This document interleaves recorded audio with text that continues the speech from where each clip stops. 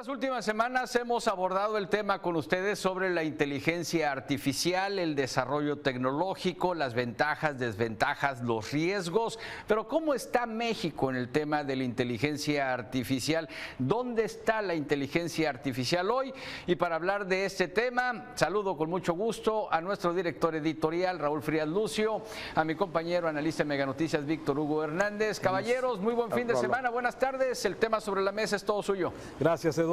Sí, un buen tema para viernes, Víctor. Un buen tema para viernes, sobre todo porque en este país tenemos estos grandes contrastes en donde tenemos quien usa ya la inteligencia artificial todos los días para poder automatizar procesos, para poder de alguna forma realizar algún tipo de trabajo en especial, para hacer investigaciones, la acumulación de datos, para todo lo que sirve precisamente la inteligencia artificial. Y por otro lado tenemos, sí, también este enorme rezago de personas que ni siquiera tienen un teléfono inteligente, un teléfono que tenga datos, y entonces estamos de alguna forma esta brecha.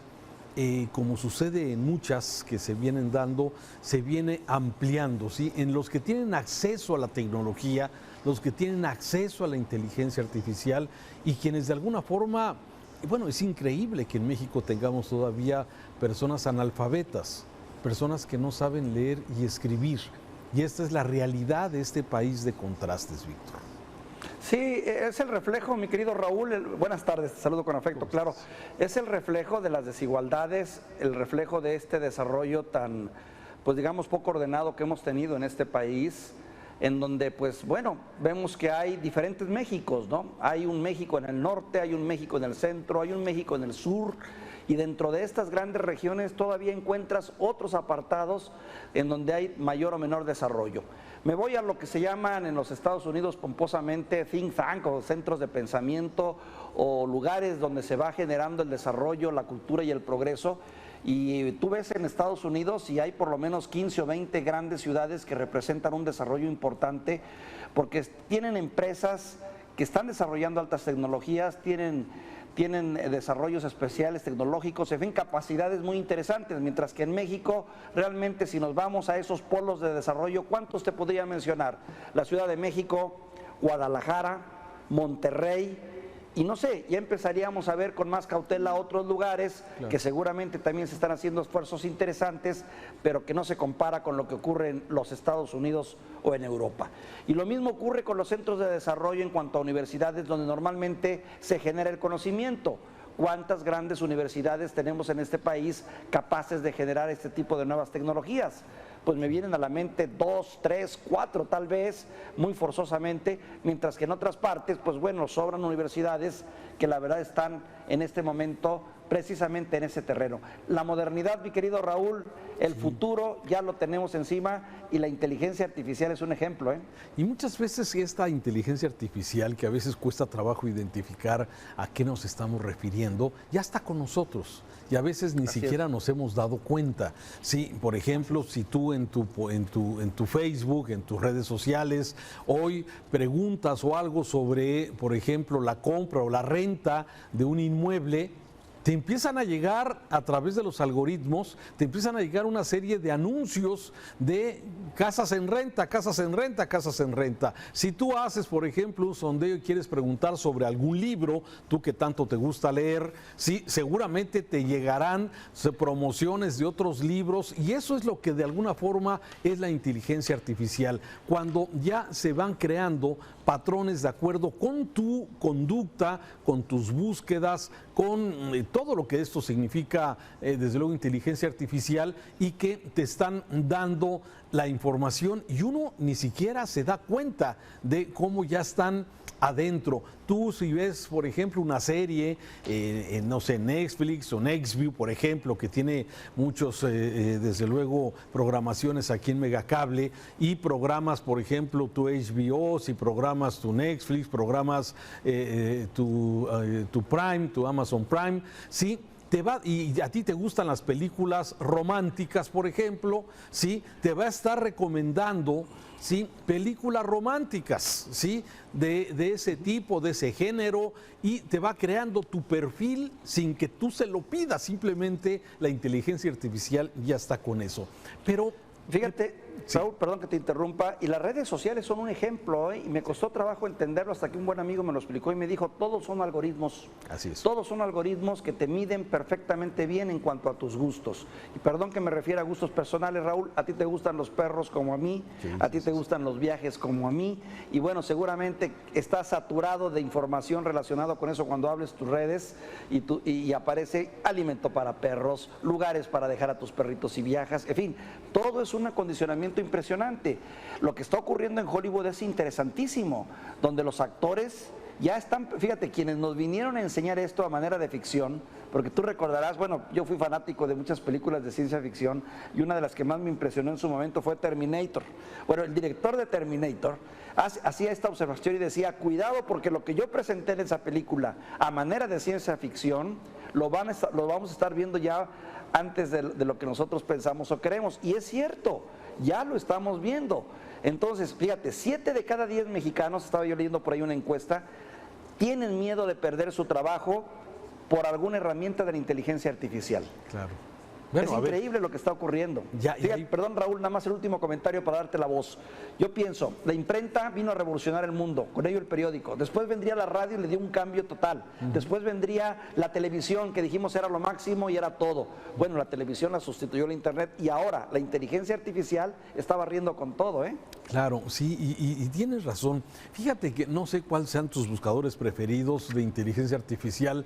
A mí hay uno que especialmente me gusta, que es el que uso regularmente para hacer algún tipo de consulta. Sí, preguntar cualquier cosa que quieras preguntar, te la contesta. Bing, por ejemplo, es una que es muy efectiva, pero también no sé si tú uses Luz de inteligencia artificial de WhatsApp, que me parece que... Y le preguntaba en días pasados a este, pues no sé cómo llamarle, ¿sí?, a este modelo de inteligencia artificial, le preguntaba, sí, que quién soy yo. Y me contestaba, bueno, no estoy programada para poder decirte, tener datos personales, o sea, hasta eso está cuidando eso, pero pues tú eres Raúl Frías y eres un empleado de Megacable, tal, eres un conductor de... O sea, te da cosas, entonces dices, bueno, tiene desde luego la información suficiente y necesaria, pero solamente, mira, hice una prueba antes para este programa, le pregunté a Luz y a Lucía, así se llama la de WhatsApp, y le pregunté, oye, ¿qué es la inteligencia artificial? Y dice, la inteligencia es el texto de este buscador, ¿sí? La inteligencia artificial tiene un potencial de impactar nuestra sociedad de diversas formas, tanto positivas como negativas. Es importante tener un enfoque ético y regulaciones adecuadas para mitigar los posibles riesgos y maximizar los beneficios de esta tecnología. Esa fue la respuesta que me da precisamente Lucía de inteligencia artificial. Luego le pregunté los riesgos, ¿sí? ¿Crees que represente un riesgo para la humanidad? ¿Crees que esta posibilidad de acumular datos, de aprender, porque estos son los buscadores que están aprendiendo todos los días de lo que estamos haciendo y tienen la gran capacidad de poder almacenar grandes cantidades inimaginables, ¿sí?, para el hombre, de información y de ahí tener algún tipo de comportamiento? Y el tema es preocupante cuando un robot o un buscador te dice que tiene miedo o que tiene sentimientos. Eso estaba reservado exclusivamente para las personas. Y es de ahí que hay muchas personas que dicen, bueno, el mismo Musk, por ejemplo, Elon Musk, que es el desarrollador de Tesla y que utiliza inteligencia artificial para todo, él mismo dice que la inteligencia artificial puede llegar a representar un riesgo para la humanidad, ¿sí? Entonces, ¿qué falta? Claro. Regulaciones, ¿sí? En México estamos llenos de juegos, de accesos a internet, de buscadores bueno, y en el mundo en general, y no hay un tema de regulación que esté regulando, que esté de alguna forma, y eso es lo que dijeron los expertos que aquí en Mega Noticias, en días pasados que abordábamos el tema de inteligencia artificial. Hace falta regulaciones, o hasta dónde y es lo mismo, va a llegar. Perdón, Raúl, que te interrumpa, es lo mismo que están pidiendo los actores y guionistas de Hollywood, que ya están viendo con miedo cómo su trabajo peligra en muchos sentidos y dicen, oigan, espérenme, ahora resulta que una inteligencia artificial puede desarrollarme un buen guión y el día de mañana un guión generado por inteligencia artificial puede darnos un Oscar. O sea, estamos en tiempos realmente increíbles y tienes razón en poner el acento en esos, yo diría, 3 aspectos fundamentales que hay que buscar, que es la regulación por un lado. 2, cómo se van a manejar los aspectos ético y morales que son inherentes al ser humano y que no pueden estar asociados o no deben o no es posible, no alcanzo a concebir que puedan estar relacionados con una máquina que se mueve en base a algoritmos. Ahora, no lo sé, Raúl, porque también los principios básicos te dicen que las emociones y los valores muchas veces son generados por los mismos pensamientos. Y si los pensamientos a su vez son generados por algoritmos, ¿habrá por consecuencia cierta moralidad o cierta ética en estas máquinas o en estas tecnologías? Pregunto, no lo sé, Raúl. Hijo, es que es ese gran, es incierto lo que va a pasar en el futuro con el tema de la inteligencia artificial, ¿no? Y por un lado, veo estos riesgos que bien has mencionado, el tema de la automatización, de que vayan tomando las máquinas, sí, muchas de las actividades que hoy los humanos realizamos, bueno, ya hasta conductores de televisión, de noticieros hay, sí, a lo mejor mañana pasado ya no estoy yo, y aquí vas a tener aquí un monigote con inteligencia artificial y va a decir cosas muy interesantes seguramente. Más inteligentes sí, que uno mismo, ¿no? Sí, entonces ahí sí vamos a batallar. Sí. Oye, Raúl, preocupante además, fuera de la risa y todo. Oye, ¿te imaginas esto en la industria bélica? Sí, claro, a ver, pero es que ponemos son los contrastes. Por ejemplo, un diagnóstico médico, sí, a través de la tecnología, de la inteligencia artificial, oye, a ver, ya nada, olvídate de que el análisis de sangre, olvídate de la tomografía, olvídate de los estudios específicos para alguna enfermedad. Sí, va a haber tal precisión para poder diagnosticar, sí, un cáncer, sí, una diabetes, sí, y va a ser muy exacto. Sí, y se va a poder anticipar incluso a los momentos en que se empieza a desarrollar la enfermedad. O sea, es maravilloso lo que va a tener estas posibilidades. Pero por otro lado también, sí, es el lado oscuro, que no sabemos, sí. Imagínate que, pues de repente haya robots que empiecen a tener y que tengan desde luego esto que aquí se advierte, que es precisamente perder un enfoque ético de las cosas. Peligroso, ¿no? Bueno, yo recomendaría esa película, Rolly, perdón por el anuncio, hay que ver Terminator de nueva cuenta, ¿no? Bueno, y todas estas películas que últimamente han salido, en donde vemos cómo los robots van ocupando parte importante en nuestras vidas y tomando decisiones cada vez más relevantes. Me quedo con este dato, Raúl. La inteligencia artificial está llamada a protagonizar una revolución solo comparable con la que generó en su momento la llegada del Internet. Y mira que nos cimbró el Internet y nos cambió la vida y cambió el mundo. Porque desde que llegó el Internet, Raúl, que tiene, ¿qué? ¿15, 20 años? ¿Cuántos años tiene? El mundo cambió totalmente. Y ahora la inteligencia artificial creo que está haciendo lo mismo, va por el mismo camino. Nos ha tocado vivir cambios impresionantes, desde el teléfono de casa al teléfono celular, hoy al móvil.